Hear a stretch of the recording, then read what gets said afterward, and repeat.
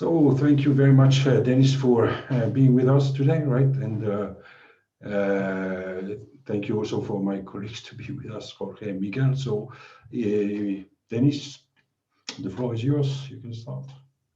Okay, so I'm Dennis Rothman. I'm an artificial intelligence expert, and I've been working on artificial intelligence for several decades.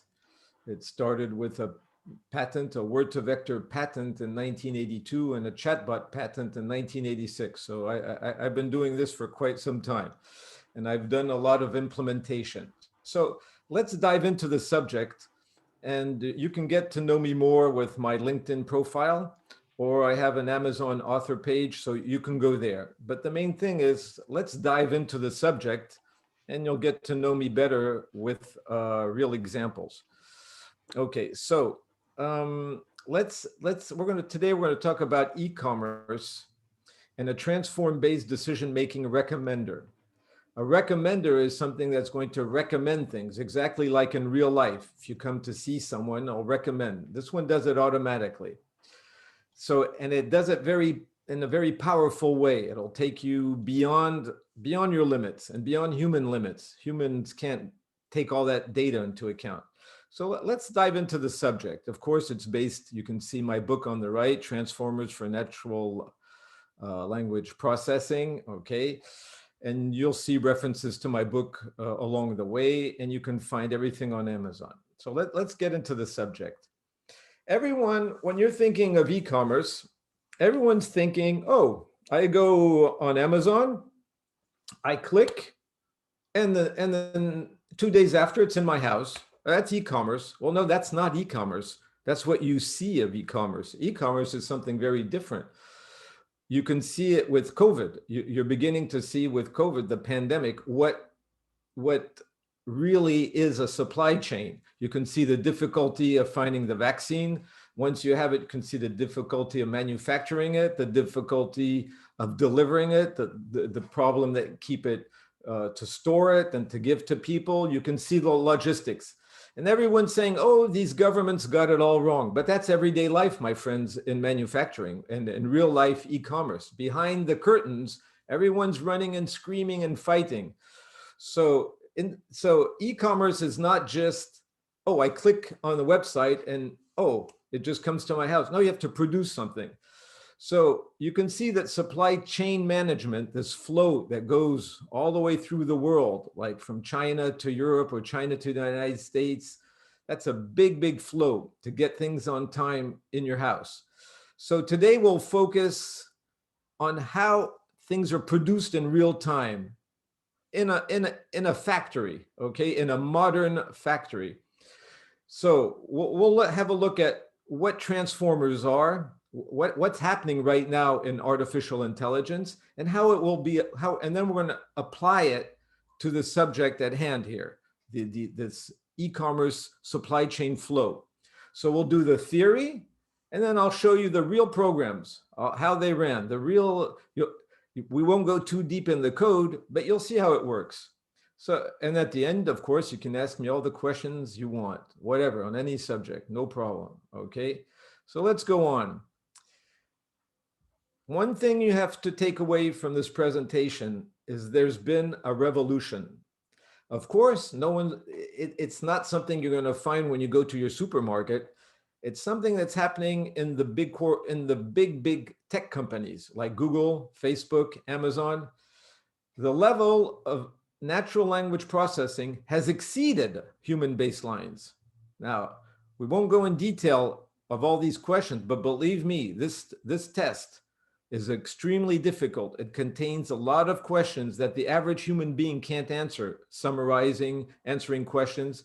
And today, transformers have exceeded this capacity of humans to analyze data, which is absolutely necessary because, as you know, every day on social media, you have billions and billions of posts and you have to analyze them. So what happens is that the thing is we're the raw data, okay? We are the raw data. So what happens is Every time you go on social media or you write emails, you know that if you're on Gmail, you signed an agreement to let the bots read all your emails. Everything's written. And we don't need your personal information anymore. We don't need to use that. We just need to know your behavior so we can see what you click on, what you want to buy, what you like, and then recommend more things like that. So we end up with an image of that. And then we have access, developers have access to huge data sets where we train these AI tools. And of course, the big tech companies are happy because then they'll rent the AI algorithms to you on cloud platforms. So basically, we are the raw material of artificial intelligence, big tech. And no one has the data sets to do that. Or maybe we do, and that's what we're going to see. So you can be the tool of AI, or you can use the tool to your benefit. Either you continue just feeding all this information online, or you can begin to use it yourself. Of course, in this presentation, I choose to implement it for ourselves. Now, what's going on here? Okay, you have to understand what's going on in this revolution. The whole concept. So the first concept you want to take away is artificial intelligence is changing radically. Okay, now you want to know why. Optimal transport. This is something you want to remember. Optimal transport applies to every level of what we're talking about in this presentation. It's the optimal transport between locations for supply chain. It's the optimal transport in the algorithms, which are becoming, the layers of deep learning are so big that it's becoming very difficult to go through all these layers, and that transporting all that data and weights is becoming much too big. And that's one of the problems we're going to see. And you can see here that everything is a question of distances. If you look at this here, you can see that woman, child, and man go together. That could be the k-means clustering algorithm. Then you can see that cat is close to dog. So that could be the k nearest neighbors algorithm. You'll find all your algorithms in here, or it can be an image that you're converting into weights to find that it's a face, but it'll always be a distance. You're always transporting data from one place to another physically, okay? So right now we call this couplings, okay?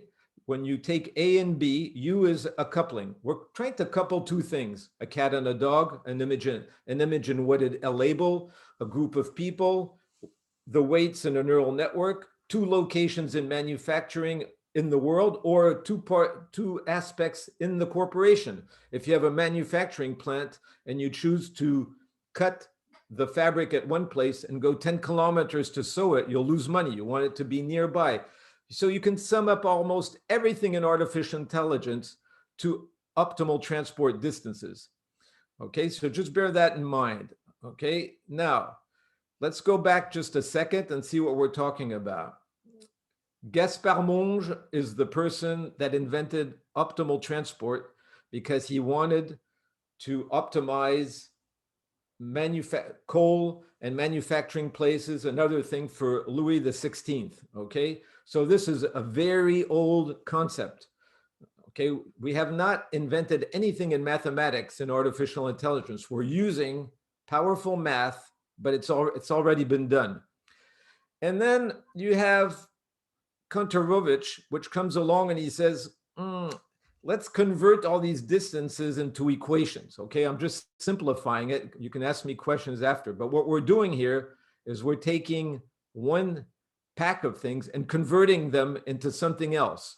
Like if you take an image, then we're transforming it with deep learning into V. If you take weights, you'll transform into something in the next layer. If you want to manufacture clothing, you'll have to distribute it into another representation of your factory where you just show the key parts. In any case, human representation is going from, and machine representation is going from one set of features to another, and there's a lot of transport in there.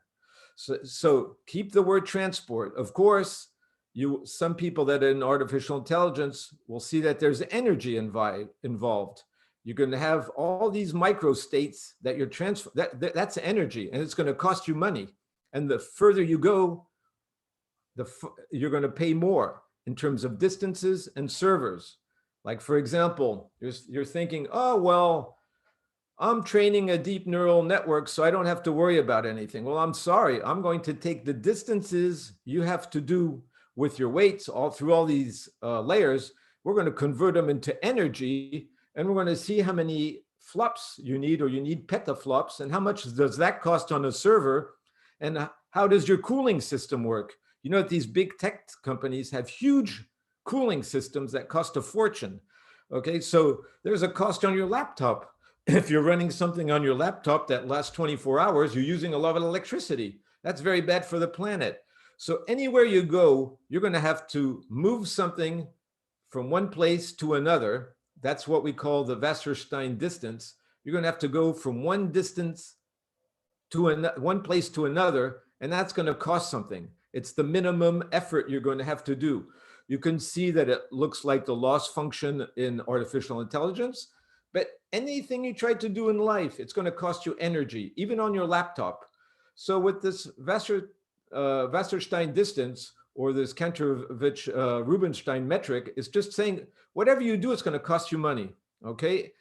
And now we get to our subject here, where we have these old recurrent neural networks that have been kicked out of artificial intelligence by transformers. So you're thinking, and this is where optimal transport is very interesting, because we're going to apply it to the network, and then we're going to apply it to the supply chain in a factory after. Okay, so right here you can see that in a recurrent neural network, it's like a donkey with a carrot. I mean, it's going to start with the cat, then it's going to pile up the weights here on top. It's going to try to remember the recurrent neural network. Then it's going to sat. Then it's going to have, and the more words you try to analyze with the recurrent, it's like putting a lot of big backpack on you. You have to remember everything. It's like when I'm going to give you 15 words, and each time you have to remember the 14 first words and 20. It's impossible. So it's blowing up memory, it's blowing up CPU. It's very poor optimal transport. That is very poor, because it's too heavy and it costs too much. So at one point, and you can see that none of these layers are the same size. Then you come along and you say, oh, why don't I build this new thing called transformer? All the layers will be the same size. Forget about the processing. I want every layer to be the same size. This is industrialization, just like in a factory, every little bit. And I'm going to take this sentence, I'm going to represent it with 512 features in a vector, and I'm going to divide them 8 times with 64 features, and I'm going to have a V8 engine. That means that 8 times I'm going to treat exactly the same sequence in parallel, but in different ways. And everyone's the same size. This is an automobile engine, so that you can see that the architecture has nothing to do with these old deep learning things with all kinds of layers and all kinds of sizes. It's not industrial, because now I can run each one on a GPU and on a separate one at full speed. Okay, so it's going very fast. And then at the end, I say, okay, let's put it back together and analyze. So you can see here that it's analyzing in parallel, and inside, it's not analyzing in a sequence. It's analyzing each word compared to another one. What is the with cat? What is the with sat? What is the with on? What is with the rug? It's just like in our binary equations, when we have a loop from I to X, and then from J to X, and just run 2 things. And we just do it with a very simple matrix. We multiply the matrix of the word and the sequence by another matrix. So it's done industrially as well, okay? We're not going to go too deep in the math today. If you want, you can ask me questions. All that is in my book, and even in chapter 1. But what I'm saying is we're going from old artificial intelligence to industrial artificial intelligence. Now, let's see what it looks like. We have this transformer. So now that you know that we have a transformer that is industrial, it's not some kind of exotic deep layers with all these layers. No, they're all industrial. And here on the right, we have these scheduling sequences, okay? These sequences can be anything you want. The behavior of a customer on a website, the work in a factory, the flow in a factory, the flow of your supply chain, the warehouse, whatever you want. It's just analyzing sequences. But it's taking these sequences, as I showed you, and they're breaking them up in parallel and seeing how they relate to each other. But look on the left, what's very interesting is we can add anything we want here on the left. All the features and constraints, anything. It's not just taking what we saw, it's adding things we want to do, like, is this a good customer, a bad customer? Is this a good factory, a bad factory? How long did this person spend on the page on the web?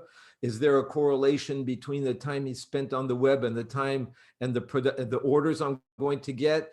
So you can add a lot of additional information that will be added, concatenated at the end, like we saw with these, mix it up with the work of the transformer, and then it'll go into.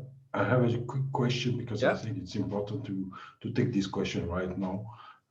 It says, as input, we can use any kind of data that represents a sequence, correct? Is that correct? Exactly. Okay. I thought it was important to take this question right away. Yeah, anything you want. Okay, cool. Absolutely any form of sequence on this planet. You can analyze ants walking around in your garden.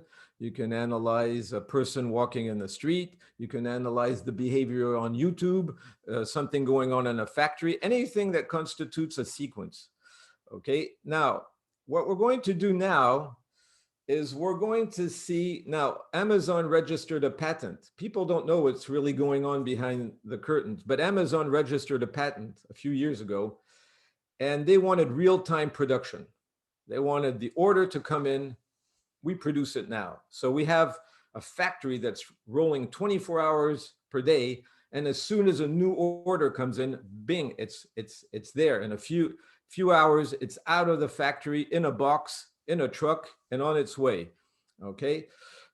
Okay, so we're going to look at this in 3 steps. We're going to look at generating the behaviors.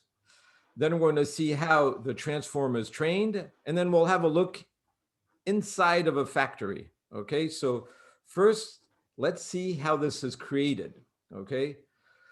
Can I interrupt you again, Denis, if you don't? There was a question related to the previous slide, so that's why I don't want to let you go too far, right? Because from Keshav, right, is asking what kind of, I don't know if you see the question, but what kind of constraints we can have in input space, output space, in your projection space. You can put in your experience, any constraint that can be converted into a vector.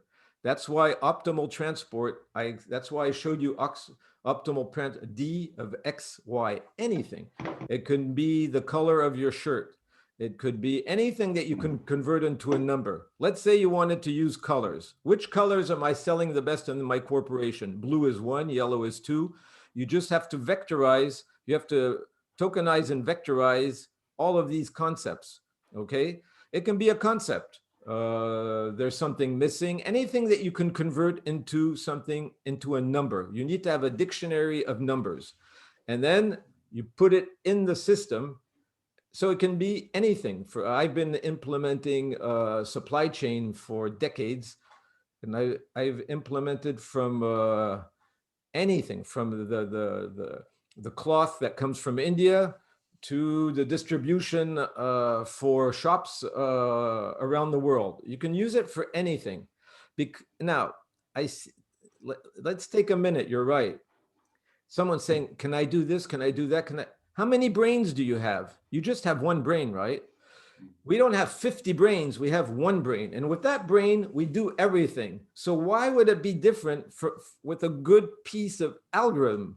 So you're not gonna write 15 algorithms, you're gonna write one universal algorithm.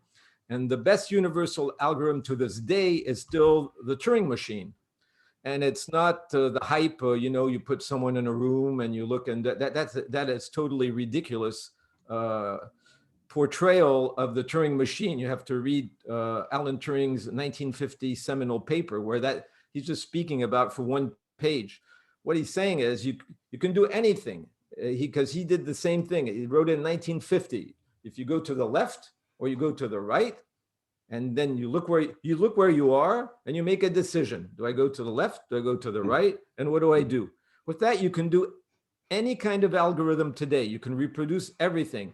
That's one of the bases of optimal transport. Okay, it's complexity summed up to very simple rules.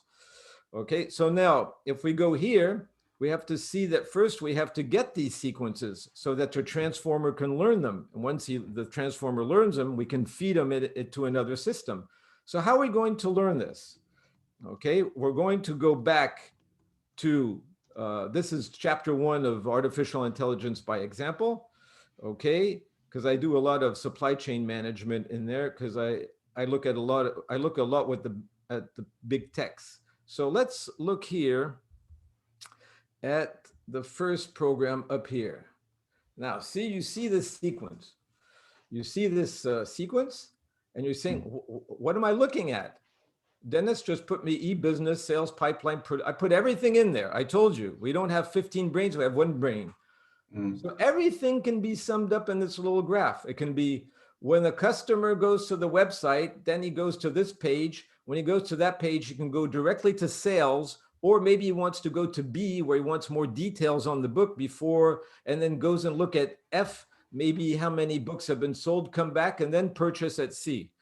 It can be in a supply chain. I got the ingredients to manufacture the vaccine from China. I sent them to India. India then manufactured the vaccines, send them to Europe. The European Commission talks for 2 days. Then it comes back there, goes back. India has approval, and then it comes to the customer. It can be in your factory. I decide here at F that I'm going to cut fabric in little pieces. And then at B, I'm going to sew them. At D, I'm going to put them in a little box. And C, I'm just going to send them off to the customer, right? So you can see that graph theory is universal. So you need to stop thinking of local solutions. One of the things the transformer does is it treats a lot of tasks, downstream tasks.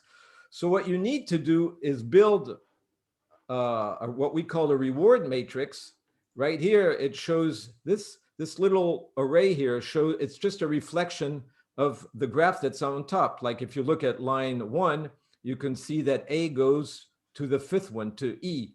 And then you can see that B can go to F or to D on the 2nd line. It's just putting this in numbers. That's what I was telling you before. You just have to convert them. It's like when you play naval battles on a piece of paper when you were a child. You can go there and there and boom, there and there, boom, there. But you can't go there. There's nothing there if you go there. So it's very simple. A 6-year-old, you understand this perfectly. Even a 3-year-old knows the path to go to the kitchen and get a cookie. You know, the baby's not going to try to go through a wall. He's going to go through the door, through the hall, to the kitchen and ask for a cookie. So this is now what we need to do, and that's where you need to work, is to create many reward matrices for everything you want in your corporation or in your application. And this way you give it a behavior, and then you can ask it to generate a huge amount of combinations that are logic, that follow the rules we gave it. So it will generate all the possible sequences. Yes, the customer can go to there, or the child can go to the kitchen, but not through the wall. All these constraints are reflected in these sequences. And if you build more and more in your core company with a consultant, for example, you can end up with billions of possibilities of your factory. You're saying, if this happens, this happens. If this happens, this happens. If this happens, this happens. And all you do is need to fill up the rules up on top and let the system find all these possibilities so that when it comes up, it has memorized like a human being and it knows what to say. So now that we have that, okay, we've generated that, and this is not simple work, okay? Don't think this is simple. This takes days with workshops and fighting in workshops and meetings of what is the right process and what isn't the right process. Is that a notebook that is from one of your books, or is that? Yeah, that's chapter 1. Chapter 1, huh? From the latest, right? Yeah. From Artificial Intelligence by Example, 2nd edition. It's not the book on transformers. Okay, got it. It's the first program. It's the first program in the book. Yeah. It's the first chapter. The second program shows you how to build the matrix. And the third chapter shows you how to evaluate it. And the first chapter is on transport and other, but the second chapter is on warehouses. So we're right in implementation. Okay, thanks. It's not because I did anything smart. It's because that's all I know how to do. Okay. Because I know the supply chain very well physically. So, and I think, and I found it best to do something I had really done. It gives better. I have a question here. Maybe it's interesting. Does Transformer help in learning delayed reward problems better? What do you mean? You mean like if I choose to do something now or later? Yeah, it seems that's yes. Yeah. Yeah, you mean that? Okay, so let's just go back to here. Of course, because remember, we only have one brain.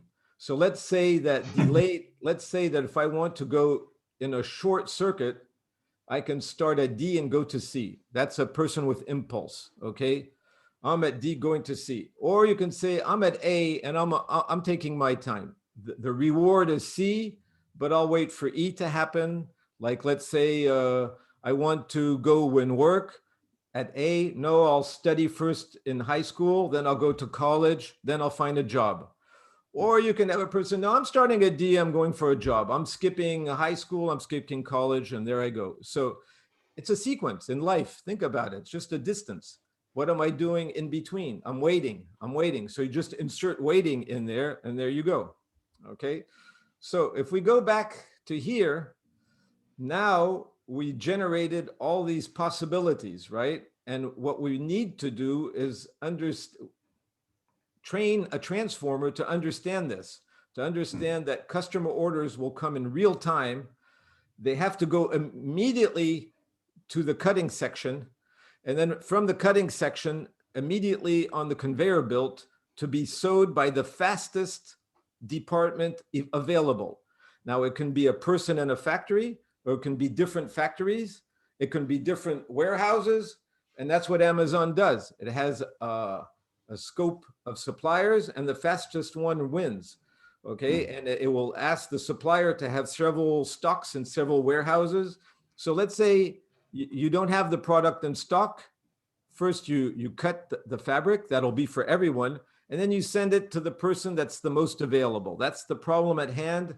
And this is in chapter 11 of Artificial Intelligence by Example, 2nd edition. Now let's go back to here, let's go back to where we were. And now we have to go back into the transformer, and we have to train the transformer to compile all those results we had that we were generating before with all these reward matrices and this big amount of knowledge.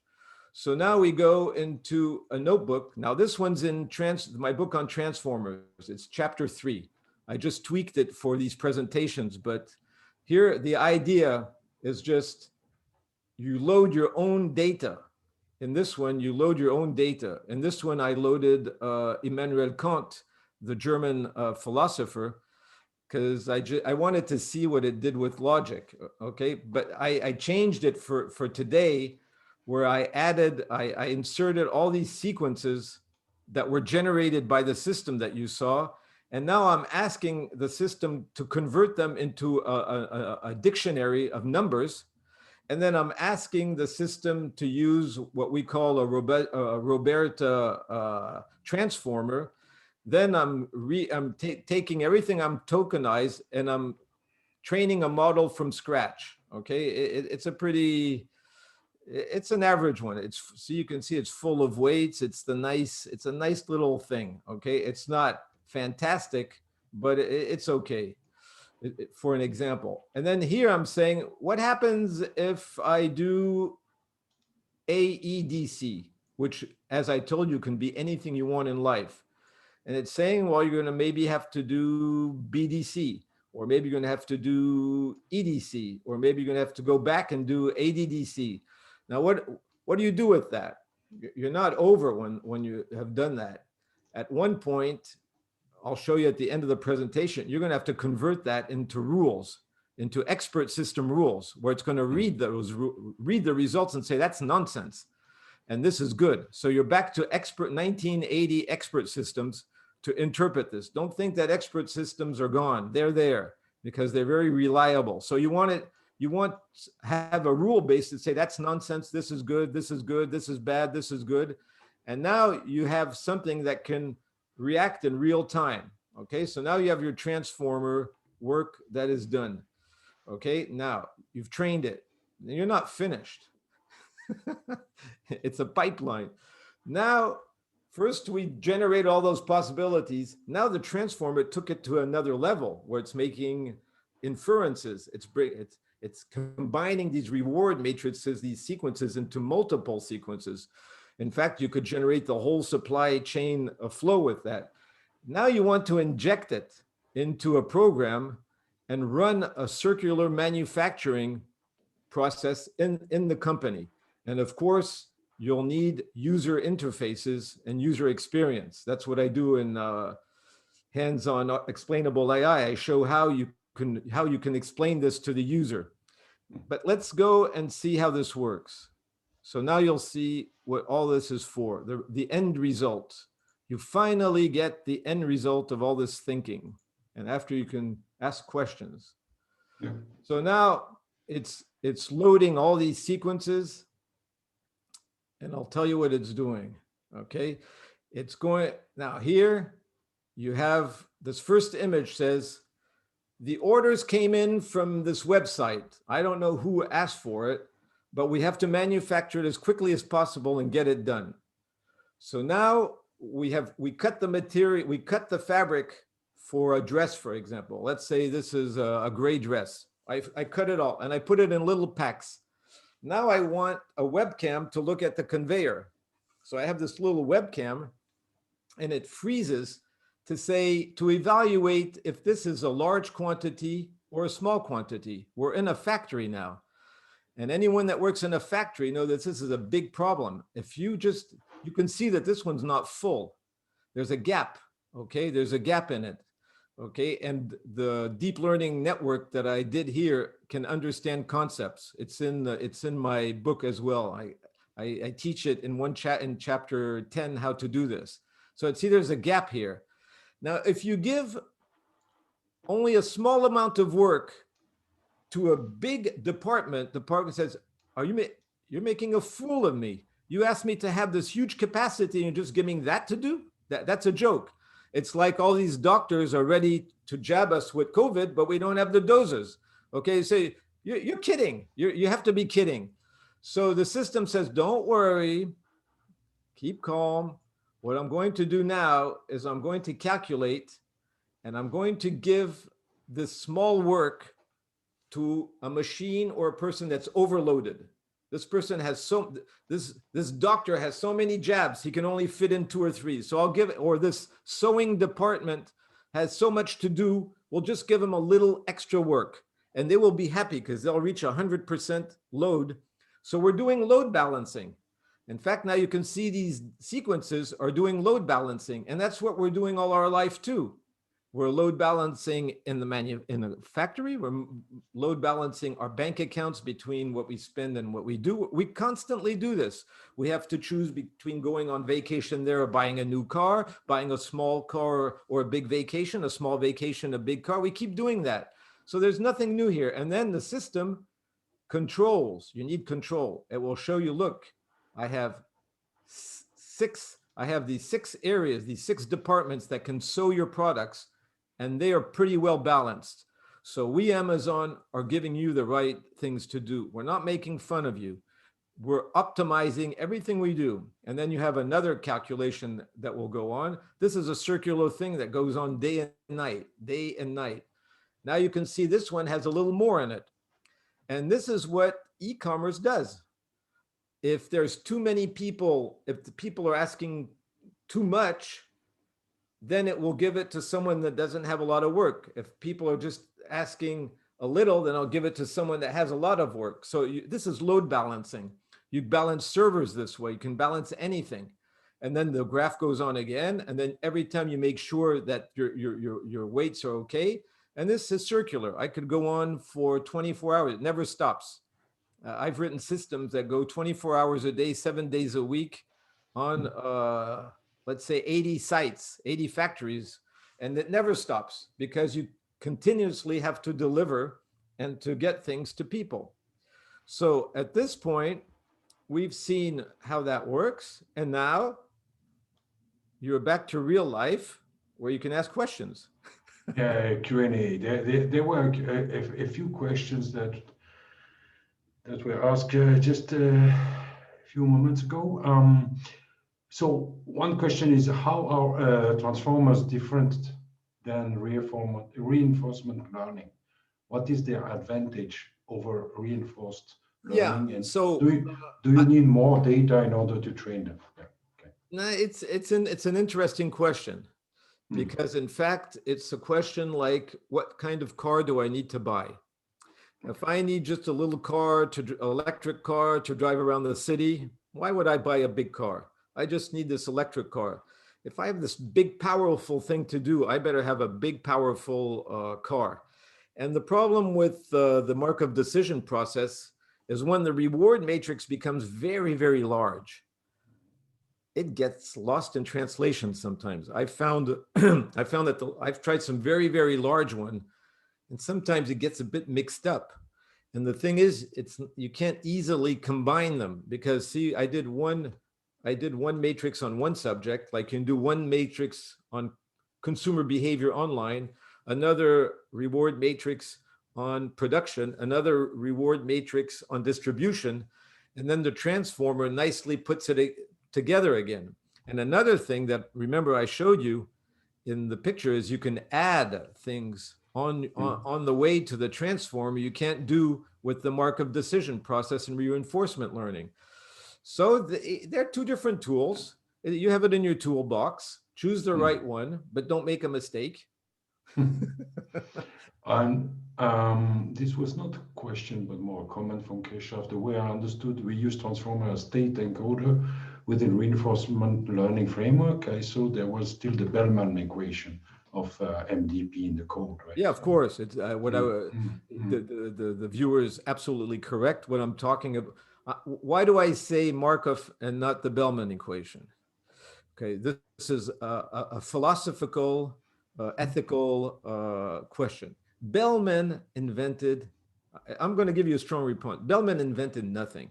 Okay, Markov was part of the Russian School of Mathematics. And in 1900, he had no machine, and he did those calculations with a piece of pen and paper, reading books, Russian literature, like George has in his library, and choosing and calculating the next word that would come up. And he had all kinds of, people say Bellman added the learning rate. Of course, Markov added flaws and bias in the calculations he was doing. At the same time, in the Russian school, you had Lyapunov. Lyapunov invented the Lyapunov exponent that is used in the Lorentz equations for the weather. And these guys really invented things. But since they're Russian, we don't want to speak about them. You know, so we take it and then we put US on top, made in the US. It's like you manufacture your T-shirt in China, then it goes to the United States, you put a little design here, Mickey Mouse, and you say made in the USA, but no, it's made in China. If you take slippers, you take all your, it's made in China. Why don't we say it's made in China? What's wrong with that? So it's a tribute to Markov, because he went blind, nearly blind, trying to do all that. And then this guy comes in the 1950s and said, it's the Bellman equation. So yes, officially, it's the Bellman equation. And in my book, I say Bellman equation, but I speak about Markov more than Bellman. There's an interesting question. I had the same question from Diogo saying, I insert sequences to the transformers, but if it's supervised learning, what are the labels in the model? The labels, what you do, yeah. So this is, let's do it. Let's take a very specific example. I'm trying to manufacture this jacket. Okay, this is a jacket. Okay, Mm, and I have a jacket for Amazon and I have a jacket for Alibaba. Okay, and I mm, received two customer orders at the same time, and I'm saying, oh, I just received how many jackets? 10,000? 10,000 jackets for Alibaba, 10,000 jackets for Amazon. What am I going to do? And people say, well, you take the data in your database. No, no, no, no. It's not going to work like that. You need to find rules, marketing rules, that you're going to convert into little numbers. Now, let's take an example. Let's say that I run SQL, because we still use SQL in databases. People think that even with artificial intelligence, you're going to solve differential equations at school. Students at school You're know right. In fact, I was artificial thinking intelligence, but you don't a few need years. yeah, Yeah, a artificial few. intelligence is 1% of a pipeline. So Mm, let's say now you use your SQL system and you say, which customer gives me the biggest turnover in the year? mm, Okay. So Alibaba gives me 90% of my sales and Amazon 10%. Oh, let's put a little priority called one, and let's call it TP, top priority, okay, for a transformer sequence, and let's call Amazon low priority, mm. okay.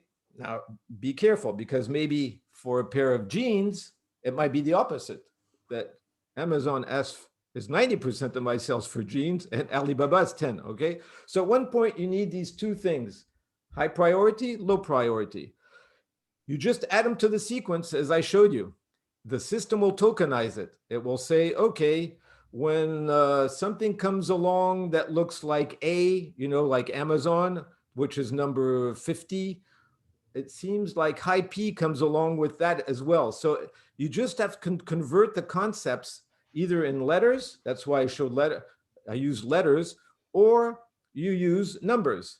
And just remember, reasoning can be summed up in concepts, and these concepts are sequences. Mm. So it's just a question of representing concepts with precise symbols and feeding it into the system like reasoning. Okay. Does it answer the label question? Yeah, the label, you have the label. I say Amazon, for example, will be, I'll call it AZ, and Okay, I'll okay. call Alibaba AL. And then, And when okay. the orders come in, I'll just Yeah. say, when AL comes in, whoa, go straight to the warehouse and get Okay. anything you can find before trying to manufacture. Got it. There's also another question, not related to that, but I suppose you need tons of data to train transformers. Do you use simulated data to train your policies similar to reinforcement learning, or how do you do Yeah, so the data problem is that? the Yeah. problem. Mm, The data problem in any project is 80% of the project, okay? mm, In my experience, mm, mm. algorithms are easy. You take a little data set. Oh, it runs so well. Okay, now you go in real life. The customer says, I don't have that data. Oh, you don't? How long is it going to take you to put it in there? Never. It costs too much. We're not going to put barcodes on everything like that. But how are we going to do the project? Well, that's why you're so smart. Didn't you write books on artificial intelligence? You're so smart, you'll find a solution. And if you don't, you know where the door to our company is there? It's right there. And I'll give you 5 minutes to get out of the company because you're wasting my time. Okay. So data is essential. And that's the talent of the consultant, is to find the right features or to find workarounds to create the data. Now that's true. You need data. On the other hand, if you go to chapter 6 of my book on transformers, you'll see that there's a person called Schick, okay? He's just a PhD student in Germany, and he saw the GPT-3 transformer Mhm. like everyone, and he's saying, I don't have a supercomputer for 10 million euros to train it, and I have my thesis to write. on transformers. What am I going to do? I have a problem here. So this Tom Schick is thinking, I have to find a solution. I don't have the data that OpenAI has in Microsoft. I'm going to do it differently. I'm going to take data and I'm going to transform every single piece of data I have into something super easy for the transformer to understand. So instead of feeding it raw data, I'm going to pre-process it a bit like I did with my Markov decision process, where I'm pre-processing sequences and I'm feeding something very easy for the transformer to process. And if you look at the result, let me show you that because it's so beautiful. It's so beautiful. Super. It's so beautiful. You need to see it. I need to show it to you. Okay, it's so beautiful. It's wonderful. It's one of the most beautiful things I've seen. In fact, I communicated with him to do that. Look at Tom Schick. Tom Yeah. Schick, his little laptop is right here. He's right there on the super glue leaderboard, along with and Facebook and all these people. and he And trained where he is trained. GPT-3? Look at GPT-3 comes after him. Wow. So And I he, talked to him. I wrote emails to him and I said, how did you do that? And he says, pre-process the data. You don't have to run all that data. And he just used 32 examples. I have And a the others are question. using 8 billion examples. Yeah, exactly. I have a question because usually, okay, that was at least what I understood from neural networks. Right? In fact, you don't care so much about pre-processing the data. You throw everything at it, and you hope that something comes out, right? If you have enough computing power, right? So Well, what you? it's like a rich person. Yes, exactly. A rich person gets to the airport and he just takes this limousine and then he drives around the city. Okay, but the guys like us have to take the subway for train from the airport. So we begin to optimize. We say, if I get there at that time, the taxi's a bit expensive. Why don't I take that fast train into the city? It's better. And then I'll just take a subway 3 stations and I'll walk 2 minutes. So what Tom Schick did is he said, let me think about the whole process, and he's a better teacher. So if you're a bad teacher in physics, you might spend hours and hours talking to students that'll never understand you. But maybe after 2 years, they will understand you. You know, you make them fail their grade. They have to start the year over again. And a good teacher might do it in 3 lessons. They'll explain mass to you, and then they'll explain mass times speed. So training a model is like teaching a student. How good are you? What data are you going to give to it? Are you going to feed it all this useless stuff, or are you going to pre-process it? I think you need to pre-process it if you're not rich, if you don't have a $10 million supercomputer and 96 So, layers in your GPT-3, but so, was beaten by this small machine by Tom Schick. so Schick did train the model on a laptop and was able to beat people that were I don't think it's a using. laptop. I think it's a Okay, small PC. Maybe it's a gamer PC. okay, Need all those people on the leaderboard. yeah, okay. There was also a question. Remember, a chess champion. We both go to a supermarket, and you have 100 people go to the supermarket and they buy a chessboard. What's the difference? Difference is up here. It's not in. I bought a $100,000 chessboard. I'm going to be good in chess. And then you have this Russian comes along. I bought a €1 chessboard, and I'm number 9 in the world in chess. That's the difference. There was also a question about the limit. I mean, I don't know. There is a limit in BERT, I think, with 512 tokens, right? And is that a limit No, no, that no, we no. have? There's not. No, no. It keeps increasing. You can go further, much further. There's no. There's no. You're the one that creates. You can take a ready-to-use BERT. You know, if you go to Hugging Face or all that, which is what the tech companies want you to do. They want you to go there, and then they want you to pay as you go at one time. Okay, so you might find some free models that are limited. Then you can go on to a platform and get bigger ones. No, no, you can create a model as big as you want, but you want a big model, or you want user intelligence? was a question for Diogo, but I'm not sure I understand the question. Can you repeat the size of the data set? As I understood, was 32. I don't know what he's referring to exactly, but maybe. Okay. I don't, let me, can I, maybe I can look at questions and answers? No, it's in the chat. It's in the chat. Discussion. Yeah. It's in discussion. At the bottom. No. Okay. So repeat the question, please. Yeah. Maybe I can stop sharing and then I can look. Okay. And let's see, I see discussion. So are the supply chain, where's that question? That's the question at the bottom. You replied all the other questions more or less, Dennis, right? Yeah. Okay. Now it's yeah. You see it? Yeah, at the bottom. I understood. For the guy from Superglue, from Tom Chic, if he used only 32. If he uses only 32 examples. It's what you said, no? Yeah, that's what I'm saying is, yeah. What I'm saying is I can go into a class of people, you know, George, that have just read Bertolt Brecht for all their life.